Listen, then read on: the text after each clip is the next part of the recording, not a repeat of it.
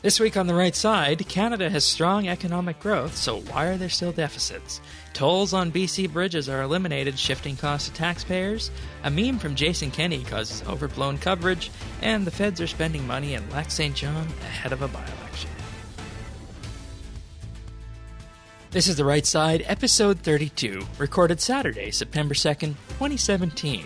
Tolls, memes, and the internet.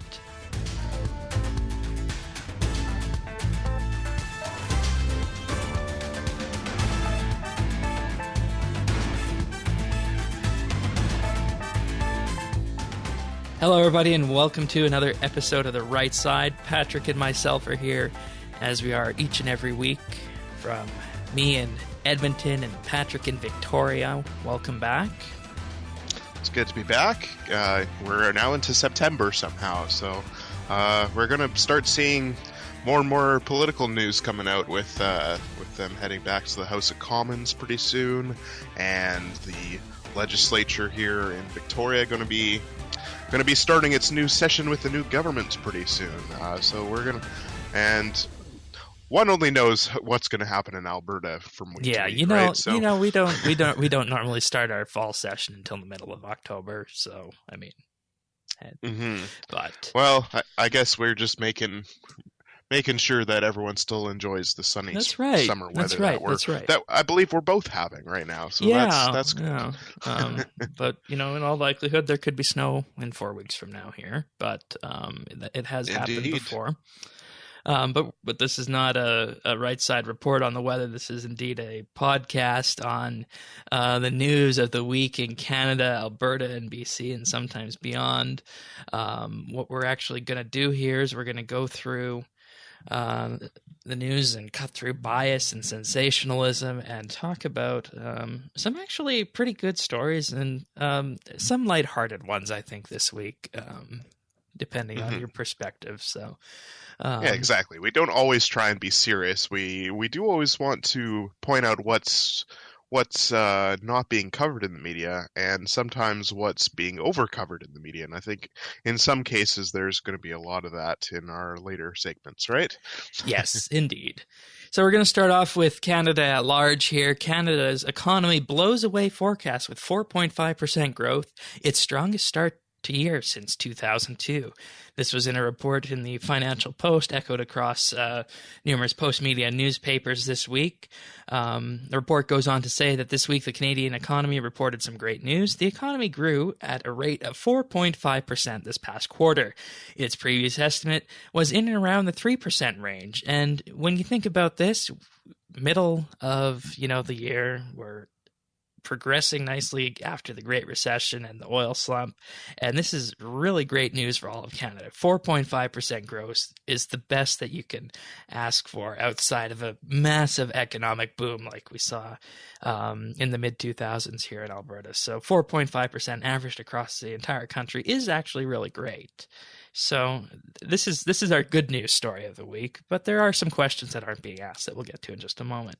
What's more with this, the Alberta Treasury Branch also reported that the Albertan economy is officially out of recession. The province is expected to experience a 3% GDP growth this year, but challenges will still remain going forward, and growth will not return to pre-recession levels since oil prices remain low, and of course that could also play a factor on future growth in Alberta. Pivoting back to Canada, this means that the country has had its best start to a fiscal year since 2002.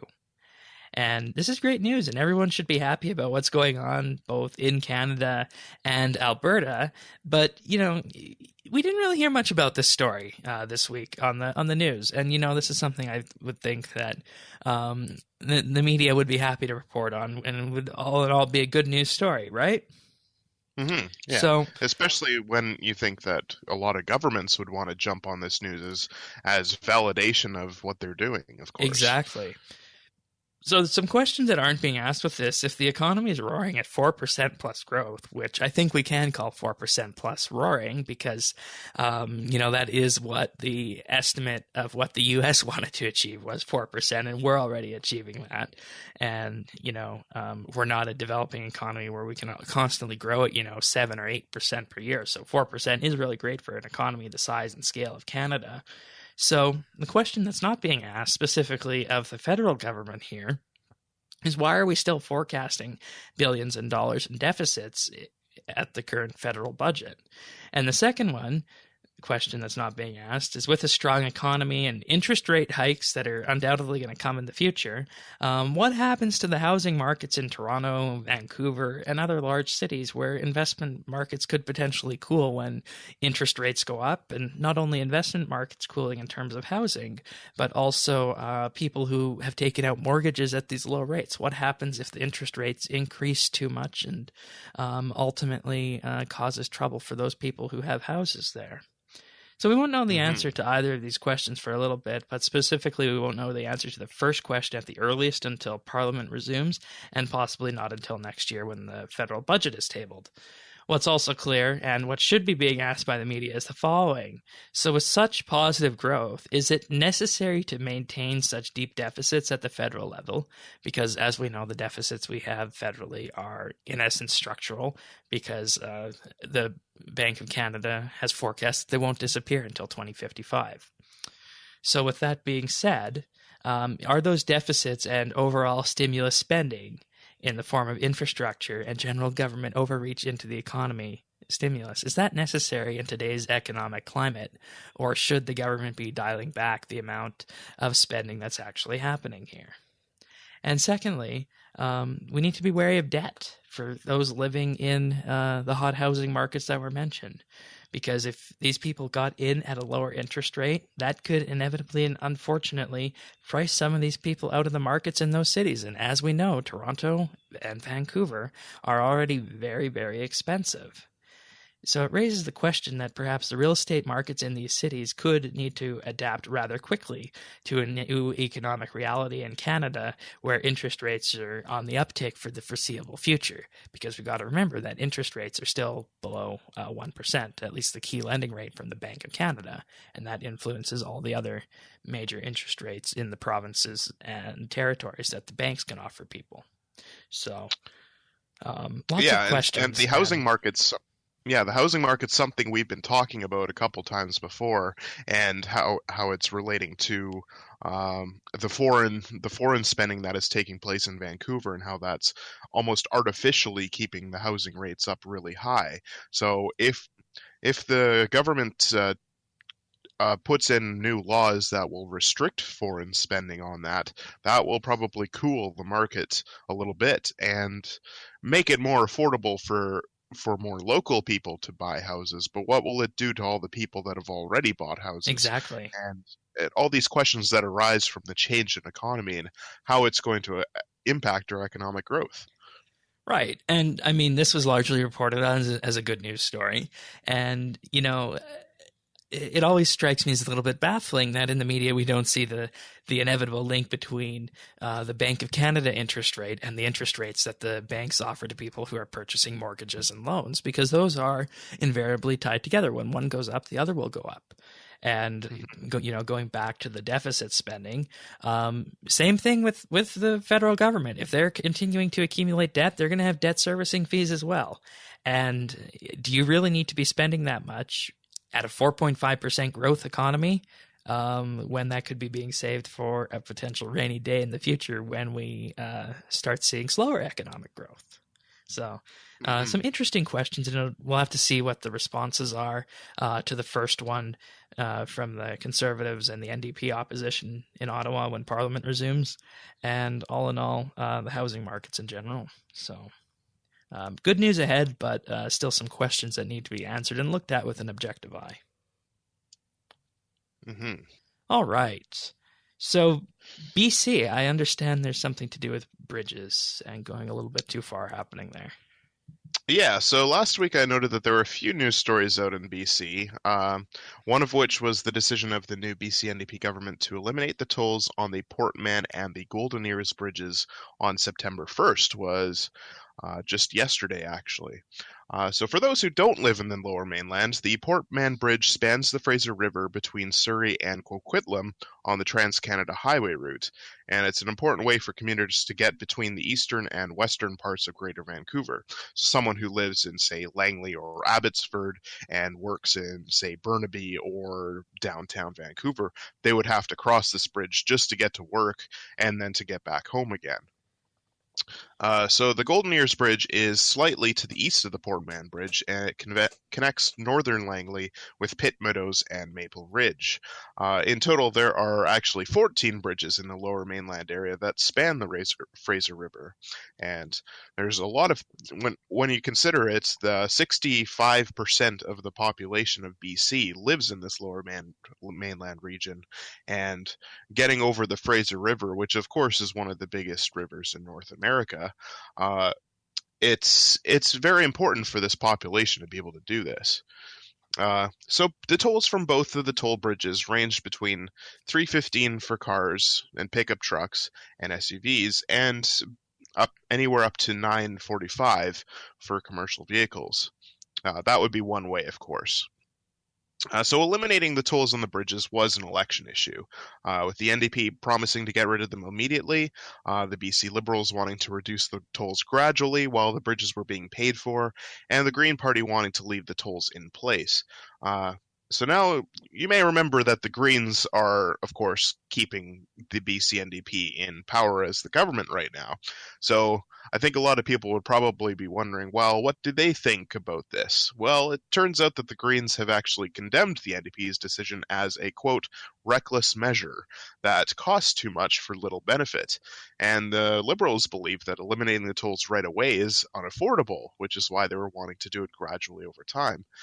Many areas that the bridges service are ridings that actually flipped from the BC Liberals to the NDP in the May 2017 election and contain some of the closest battles, including one of the ridings that was in Maple Ridge, which was won by just 200 votes. So it's not inconceivable that this issue actually could have been what caused the Liberals to lose the seats in the area and then end up getting ousted out of government. So what will instead be used to pay for the cost of the bridges is tax revenue garnered from the entire province, with more than $4 billion in debt now being tacked onto the taxes of everyone in the province. And also, at least 180 workers in tolling operations now stand to be affected and will be provided severance, said Transportation Minister Claire Trevena. So Premier John Horgan said it was unfair for drivers in one part of the province to pay tolls when drivers in other parts of the province do not. He said, quote, "If you live in Kelowna, you don't pay tolls to cross a bridge. If you live on Vancouver Island, you don't pay tolls to use the highway," Mr. Horgan said. "These tolls, in my opinion, are unfair to people in the Lower Mainland." But what he doesn't seem to realize here is that people who do live in Kelowna will likely not be using these bridges whatsoever. Same with those on Vancouver Island. And Green Party leader Andrew Weaver immediately criticized the decision as high cost and low impact and said that the money would be better spent on high return on investment decisions, for instance, childcare, student housing, and education. Quote, "It is disappointing that the first major measure that this government has taken to make life more affordable for British Columbians will actually add billions of dollars to taxpayer-supported debt," he said in the statement. And as Stephen Quinn writes, quote, "In the meantime, where are we? We have two bridges, both built and financed with the understanding that they would be paid for by tolls, and they're now being declared toll-free. We have a 10-year, $7.5 billion Metro Vancouver transportation plan with no sustainable way of financing it in the long term. We have billions of dollars in debt that now belongs to all BC taxpayers, and we have taken a step backward on reducing greenhouse gas emissions. In government, Fridays are usually resolved for bad news announcements that will hopefully fade away over the weekend. Really bad news, of course, is relegated to late Friday afternoon when, again, hopefully coverage will be minimal." So Premier John Horgan and the BC NDP announcing on late Friday afternoon that the tolls on the Port Mann and the Golden Ears bridges will be eliminated as of September 1st is a curious thing. And of course, in addition to being a late Friday, it is also the Labor Day weekend. Indeed. So it means there's not even going to be that much of a news cycle on Monday either. So basically, we're in a situation here where the NDP wants to remove these tolls, and the premier, is saying it's unfair if someone in Kelowna was charged to pay to access a bridge, or someone in Victoria or on the island was paid to use a highway. But at the same time, he wanted these people to pay for the reduction in tolls and the severance of these 180 workers and the $4 billion in debt here from everyone in the province, in Kelowna and on the island, for this Metro Vancouver issue. That seems a little bit odd. It does, and it seems like for something that's such a local issue, it's something that he's now expecting the entire province to pay for. And I think, in a sense, what it means is that he's expecting everyone to pay a little bit more, rather than just the people that would actually use the bridge to pay the actual tolls. Now, it's actually noted that it will actually save people that would cross the bridges almost $1,500 a year if they're crossing it two ways to go to work or something like that. But what it actually means is that $4 billion in debt is now being put onto the provincial government debt. It's going to be paid off through tax revenue, which is going to have to be doing that way. And it will also put the province into more debt because it's going to be put in through the budget now. So if the budget isn't going to be balanced, which wasn't really a priority for Horgan and the NDP in the election, it just means that there's going to be more, as we said before, debt servicing costs on it. So it's going to cost even more now. It's not just the $4 billion that has to be paid off. It's all the interest that $4 billion is going to garner. Now, the tolls had been helping with some of the cost. It wasn't eliminating it completely. So either way, we were going to be paying a bit on the debt on this one. But I think in this scenario, we're going to be paying much more than we were before. And not only is it the people that use the bridges, but there's going to be people that will never even see the bridges, and they're going to be paying for them. Yeah. And it's just a very interesting decision, I think. Yeah, and one thing before we move on from this, I think it'd be very interesting to see what the dynamics would be if the Liberals had not had a vacant seat in Kelowna from where Christy Clark resigned, and it would be closer to budget time here. To see what the Green Party would have to say about this, because you don't say high cost and low impact and call it a reckless decision, if it's just just a minor issue to you, right? So. Yeah, and it's interesting that Andrew Weaver's saying this, because he's the one that allowed the NDP to get into government in the first place, when you think about it. So the fact that he's now saying these very strong words in the middle of a summertime, right after an election, it's very curious. You would think that he would know this from their party platform, because this was talked about in the election. So. Who knows what he's thinking? I certainly don't. So much for the strong, stable minority government, then. Indeed. That statement is just coming back to, further and further, and it's just amazing how it almost seems like this agreement between the two parties is falling apart even just months after it was signed. Without even a session in play. I know. It's interesting. So we're going to have to see how this turns out, and we will see when they put the budget out how much deficit we're actually going to be in. All right, moving to Alberta now. This headline is, quote, "Sexist meme tweet by Jason Kenney draws criticism. Spokesperson calls outrage contrived." So this story was in Global News, and they did reach out to Jason Kenney for comment, and they talked to Jason Kenney's spokesperson on it. But basically what happened here is this week, Jason Kenney, who is running for leadership of the UCP, tweeted a meme on Twitter and caused a public controversy.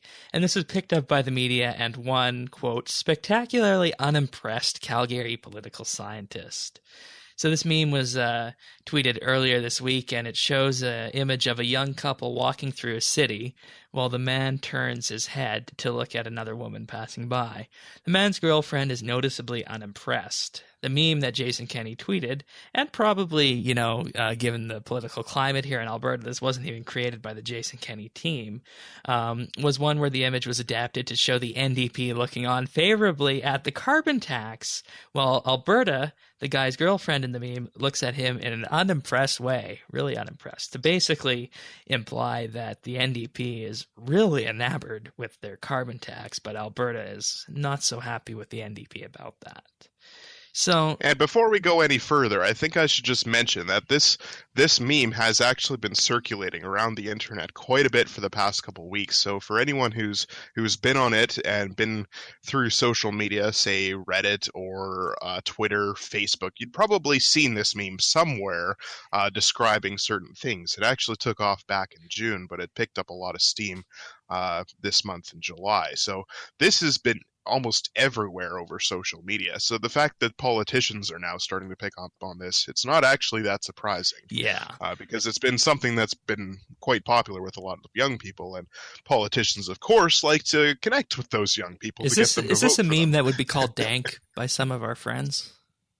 Probably not now that the politicians have used it. Maybe back when it was first started, but I think at this point it's reached full saturation and is now would not be considered dank. All right. So this was on Twitter, and Twitter has a habit of promoting replies to a tweet that in general agree with the sentiment of each other and the people posting on Twitter. And the result of this was, the outrage put together by a group of users who posted replies to this tweet in disgust.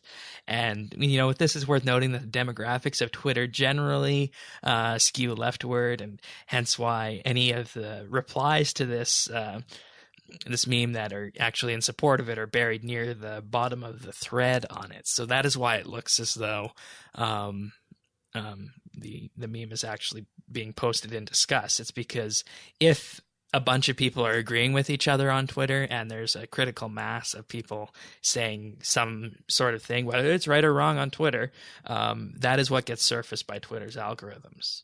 So one of the people who was very upset about this was a UFC associate professor, University of Calgary. Her name was Melanie Thomas, and she tweeted, "Oh, that's so very #sexist." Global featured an interview with Thomas and featured Thomas prominently in the article. Global then later goes on, after airing Thomas's points, to state that she was an NDP candidate in the 2004 federal election. Dun, dun, dun. Exactly. And this, of course, happens after Thomas's complaints and the initial discussion of the meme itself. And this ultimately led to Global's article here, bringing up Jason Kenney's past stance on gay-straight alliances and LGBTQ rights. Of course, you can't have a meme on Twitter without bringing that up if it's in relation to Jason Kenney. I think that's something that everyone likes to do who is on Twitter and wants to criticize Jason Kenney. And what's more, and what's really funny about the replies on Twitter is that they were all disparaging Kenney for using the meme, right, and calling it sexist. But what was really funny is that a lot of the replies that were railing them on it were using the meme as well, and just in the opposite way. So it's amazing how hypocritical a lot of the people on Twitter were doing for this sort of thing in the first Global place. For not doing their due diligence on the story, because in the final paragraph of this article, just as it gets down to the very end and we see the credit line, we see the defense from Jason Kenney's communication director, who called it a, quote, contrived outrage on social media, and also said that what is truly offensive is that the NDP is imposing billions of dollars in new taxes on Albertans, which is the way Jason Kenney's campaign sees it. And what's more, the cherry on top of the cake of this entire article is that it links to Vox.com, which Global rightly calls a fairly liberal website. And Vox.com explains that the meme explains what it is and ultimately calls it a, quote, a funny meme based on humanity's universal love for the ridiculousness of stock photos and pairing of unlikely things together. Oh. So, What more can be said about this, really? right. So, I mean, It's you just have the fascinating. article, criticizing Jason Kenney and the use of the meme.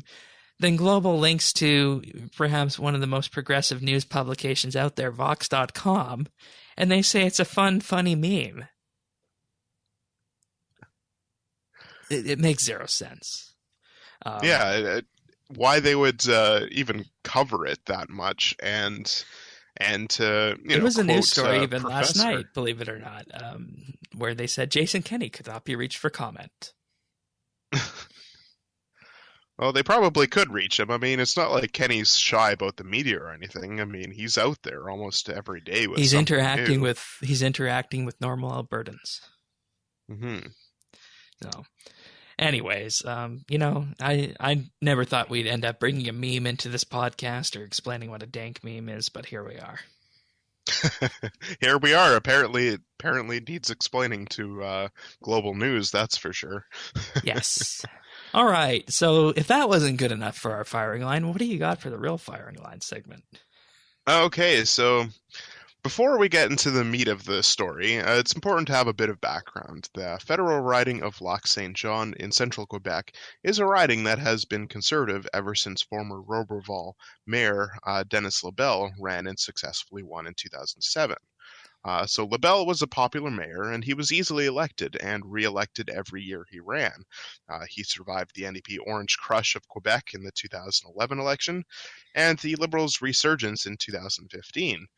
For the past few years, Labelle was Harper's Quebec lieutenant, and since 2015 he had been the deputy leader of the Conservative Party, and he was an important voice for the Conservatives in Quebec for interim leader Rona Ambrose during the leadership election of Andrew Scheer.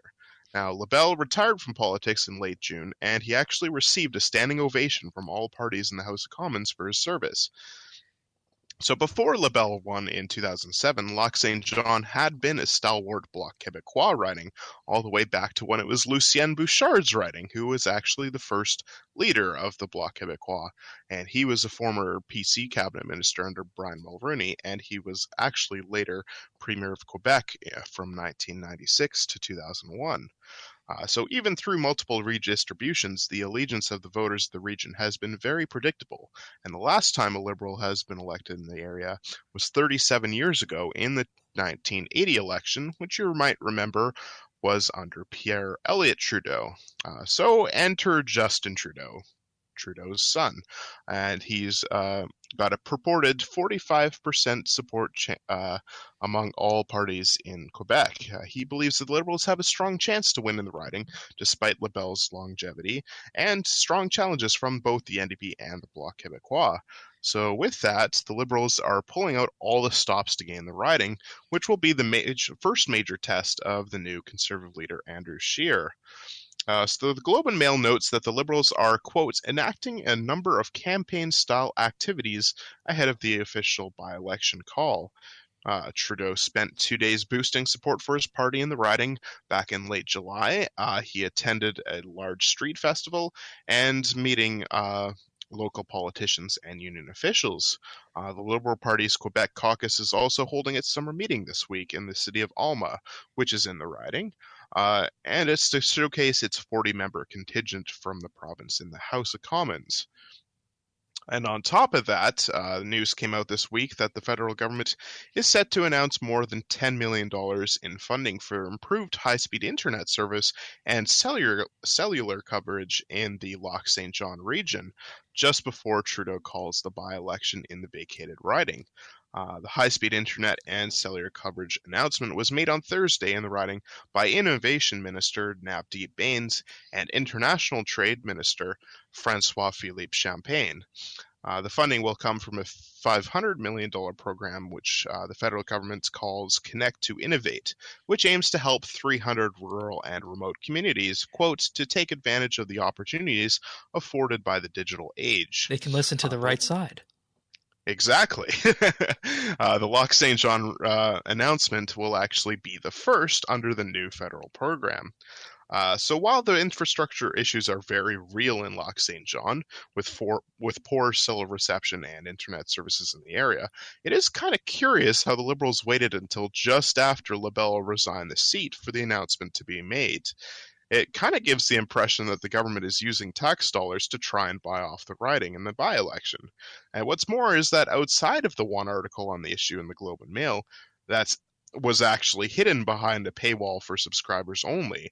The media has actually been really silent on the issue. Well, at least the English media. I don't follow the French media, unfortunately. I'm not that fluent in French. But a Google search will lead only to the short official announcement on the government's website, and it doesn't actually give much of a background on the region whatsoever. So clearly, the media is not really picking up on the political ramifications of this project and what it could mean in future elections and even just politics in Quebec in general. Which That's I think it's fair to say over the last 3 elections, it's been pretty volatile, hasn't it? and it's incredibly sloppy because Quebec's second largest number of seats in Canada, also home of the sponsorship scandal, former Liberals. So you'd think there would want to be an objective eye on the kind of money that the Liberals were spending in Quebec, and also along with this. This kind of thing happened under the previous Conservative government where they would, have announcements or even have public TV commercials, and they would be airing in ridings where by-elections might be happening and whatnot. And, when that was happening, the media was all over it. It might be because, this is just in Quebec and the English media is too concerned about other areas. But, I mean, still, it is something to be talked about when you're talking about a $500 million program, right? Mm-hmm. Indeed, and where this has been the first one that was announced. I mean, LaBelle resigned back in June, and it's now the beginning of September. It's only like two and a bit months later, and they're already announcing this. It's a very curious decision timing, Yeah, definitely. And even the Google search, the fact that, the short policy announcement on the website. So it's almost as if that's not being talked about. And, there was also the Google controversy when the Trudeau government came to power. The government asked for Google to remove all the indexes on the actual Government of Canada websites to the former Harper government, which, I mean, you might see as a bit of an overreach for what Google can do. But, you got to wonder if there's maybe something else going on here with that. And like you said, I'll believe you if there's only one article coming up on this matter, and it was this one. There's and behind a paywall, a new one. Yeah, indeed, it's behind a paywall, so normally you can't actually access it unless you're a computer whiz. But there was one article that was released in the Toronto Star just yesterday, and just quickly glancing through it right now, doesn't mention the internet issue whatsoever. It's just kind of a profile of the riding itself and talking about how the Liberals are looking forward to campaigning there and wanting to win the by-election, but it's not mentioning the internet issue whatsoever. And there are other articles that actually talk about the internet issue itself and how families are going to enjoy the investment and the better internet services, but it's not actually talking about the politics. So you don't really have any articles that are talking about both, and it's something that they're linked together, and why the media isn't making the link between these two, it makes me scratch my head, I think. Yeah, and you could chalk it up to being the Labor Day weekend or maybe the summer, and there's no real desire, I guess, to do actual reporting on this. But it is a government announcement, and it should be being talked about, especially when it's such an expensive announcement. It involves a $500 million program and $10 million directly for that one riding. I don't know what the demographics of that are and how large it is, but that seems like quite a bit for a rural Quebec riding. Yeah, indeed. I mean, there's in the riding there is about 110,000 people, and it's consisted of a lot of small towns. But when you think about it, I mean, they're $500 million in the program itself, and it was supposed to be spread across 300 rural communities. That would average out to about $1.6 million for each community, right? If you're making everything equal. But the fact that they're getting $10 million, that's that's about 7 or 8 times as much as they would be had everything been equal. So it's very, it's very clear that they're not considering this an equal riding just as the rest. They're making sure that this is a very top priority. Oh, yeah, And they definitely. really want to win this by-election as well. Well, we'll have to see what happens when the by-election gets called, and hopefully that'll actually draw some more attention to this. But if not, then that's definitely something that's very fishy. So we will definitely keep our eyes open on this.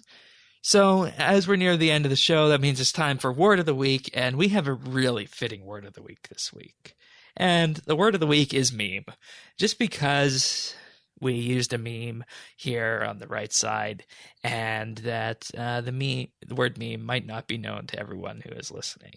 So meme is a noun, and it's defined as an element of culture or a system of behavior that may be considered to be passed from one individual to another by non-genetic means, especially imitation. And the examples given are a humorous image, video, piece of text, etc., that is copied. Now here's the key point, often with slight variations, and spread rapidly by internet users. So there we go. Word of the week is meme, and a meme made news in Alberta and here on the right side. Indeed, and memes are getting into the news more and more frequently. And it's interesting to see the different people's reactions to different what we could say appropriations of the meme, and how different people will use that to describe certain things that weren't originally intended to be described by the meme, such as, politics or anything like that, right? Right. All right. Well, I believe that wraps up this episode of The Right Side. So unless there's anything else, we'll just say that you can find us at rightsidenews.ca. We're also on Twitter and Facebook at rightsideca. If you want the YouTube version of the show, that's at rightsidenews.ca/YouTube. And to subscribe on iTunes, rightsidenews.ca/iTunes. And with that being said, we'll see you next week for another episode of The Right Side. And we will be there to give you the right side of the news.